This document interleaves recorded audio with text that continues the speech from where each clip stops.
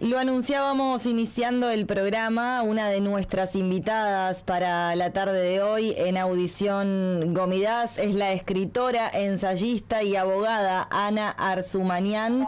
Nos convoca a la charla el premio Perfil que se le otorgó a fines del año pasado al aporte al pensamiento crítico internacional, un reconocimiento que destaca una obra que interroga y se adentra en las zonas más complejas del lenguaje y de la memoria. Recibimos a Ana Arzumanian desde Argentina para dialogar. Buenas tardes, Ana, ¿cómo estás? Un gusto saludarte.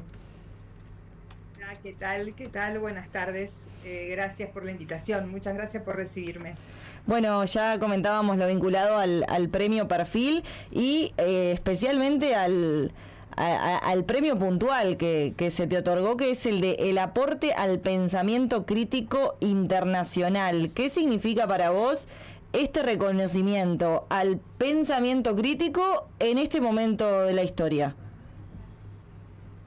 Bueno, fue muy conmovedor enterarme del premio porque en verdad no lo esperaba. Fue una sorpresa.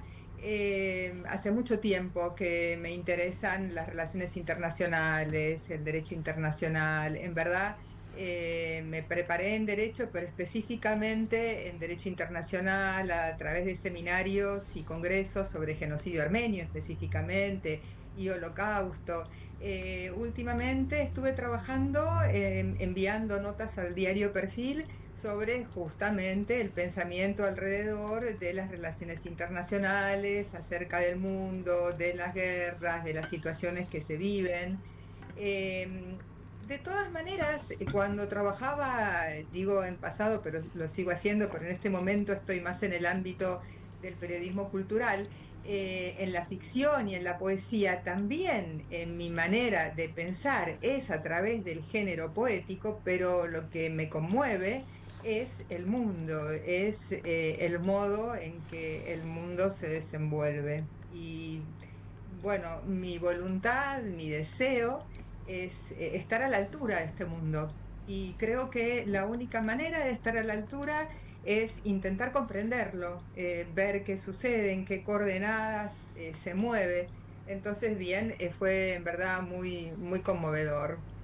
Hay un análisis entonces de lo que tiene que ver con el contexto a la hora de hablar sobre algún hecho que te interpela o que te interesa, y también ocupa lugar, más allá del presente, la memoria, ¿no? En todas tus obras.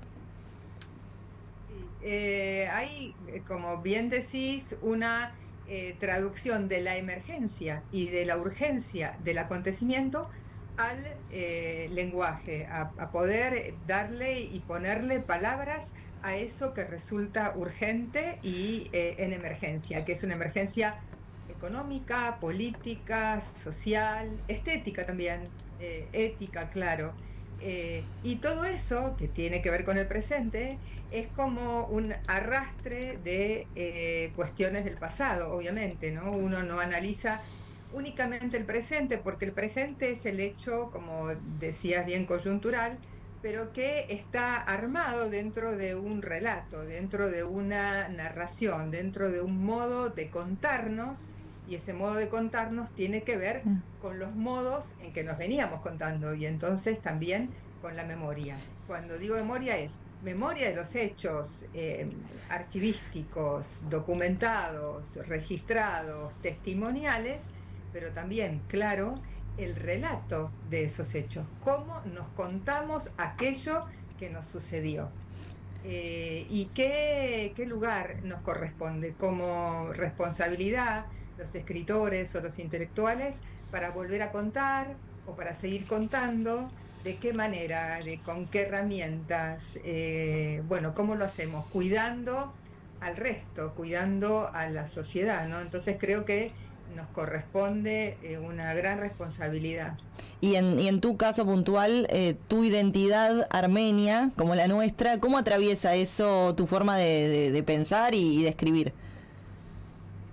Completamente, completamente, porque desde el colegio secundario, desde el colegio primario, de un colegio armenio, el colegio secundario, Después la universidad, todo giró alrededor de la causa armenia, de la reivindicación, de la justicia, de entender cómo y a quién pedir justicia, quién puede dar esa justicia cuando después uno descubre que el mundo no la da del todo o el mundo no está atento a otorgarla, entonces buscar elementos en uno para hacer justicia, diferenciar hacer justicia de ajusticiar, diferenciar hacer justicia de reivindicar vengativamente. Entonces, todas son como sutilezas que tienen que ver con nuestra historia, con la historia que contaban nuestros abuelos, con la emoción que sentimos, la tristeza que sentimos frente al desamparo de nuestros mayores. Entonces, ese cuidado que decía antes es un cuidado hacia el futuro para las generaciones siguientes, pero creo que también es cuidar a nuestros antepasados, ¿no? Darles un lugar, arroparlos con, con los elementos que tenemos, o por lo menos esa es mi posición. Y en esta semana no podemos evitar pensar, porque también has escrito sobre esto, a 50 años del inicio de la dictadura cívico-militar argentina. Bueno, se reabren debates, por supuesto, formas de nombrar, de pensar la violencia estatal, y tu trabajo también tiene que ver con esto, pero al mismo tiempo realizando una especie de paralelismo en lo que han vivido nuestros pueblos, tanto argentino como uruguayo, y lo que nos ha tocado a nosotros los armenios años atrás con el genocidio. ¿Cómo unís? Quiero ser delicada con las palabras, pero ¿cómo podemos unir estos dos acontecimientos que nos atraviesan a nosotros por nuestra doble identidad? Sí, bueno, de ver las tecnologías de la muerte, ¿no? Que hay tecnologías de la muerte que son muy similares, lamentablemente. Por un lado, claro, el borramiento de una cultura, la desaparición de los cuerpos, la utilización de espacios, ¿no? La topografía de la desaparición, la podría llamar. Esa topografía de la desaparición que está puesta en el desierto sirio, en el caso armenio, en el Río de la Plata, en el caso sudamericano. Los campos de exterminio, que a diferencia de la cuestión del Holocausto, que habían campos de exterminio, campos de concentración y campos de trabajo, en el caso sudamericano y en el caso armenio no está la producción, es decir, no había campos de trabajo específicamente, sino directamente el desplazamiento como campo de exterminio. Entonces sí, claro, y obviamente el robo de identidad, la apropiación de niños, la apropiación de hijos en el caso de armenio y en el caso sudamericano. Entonces la búsqueda de estos apropiadores por un lado y estos niños apropiados, en el caso sudamericano por familias de otra ideología, en el caso armenio por otra religión. Entonces sí hay muchos lazos.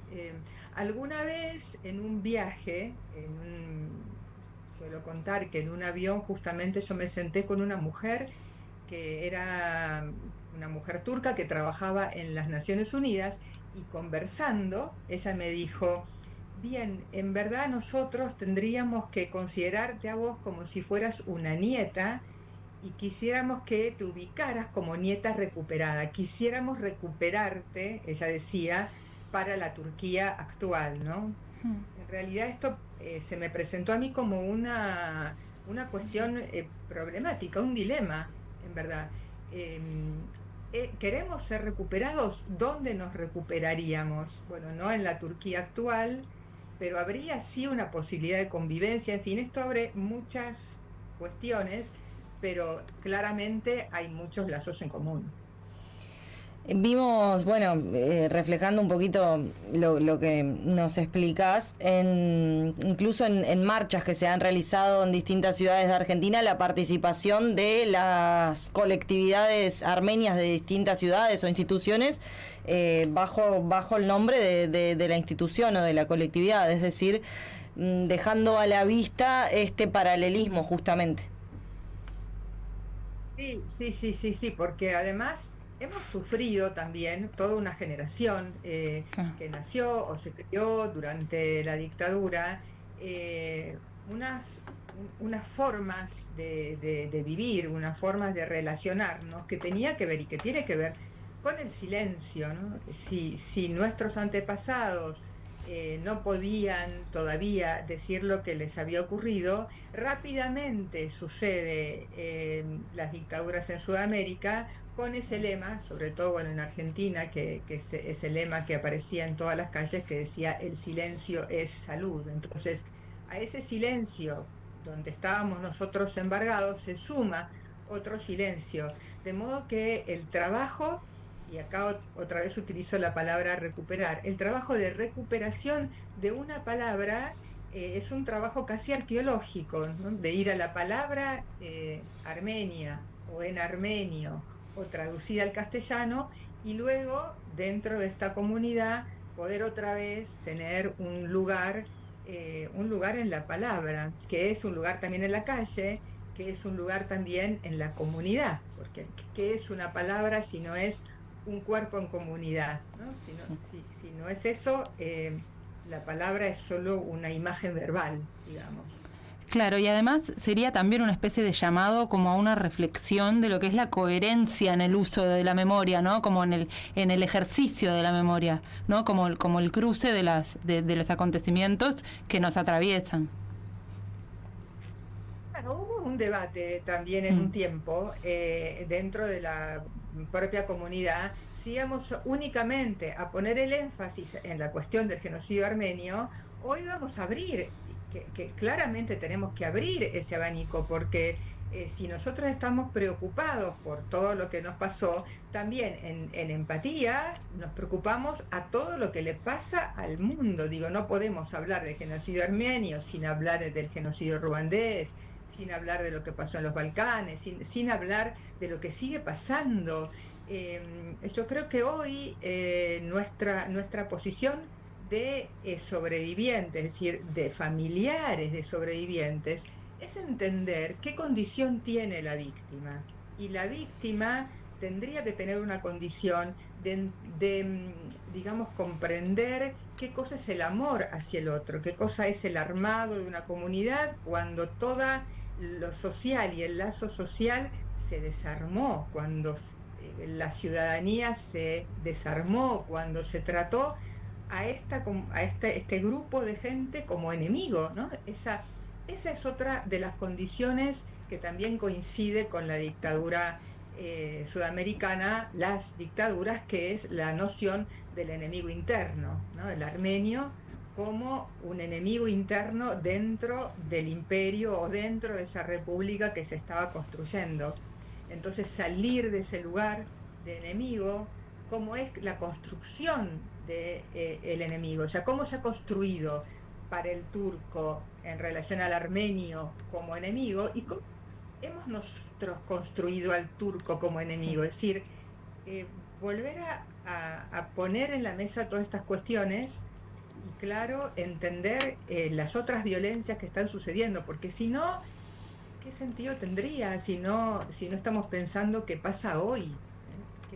¿Qué podemos agregar al mundo nosotros hoy con lo que está pasando, por ejemplo, en Medio Oriente? Creo que esa es la posición también, otra vez digo, de responsabilidad. Las reflexiones junto a la escritora Ana Arzumanian. Muchas gracias por acompañarnos en esta oportunidad. Fue un placer escucharte. Que andes muy bien. Muchas gracias, gracias, gracias. Hasta luego.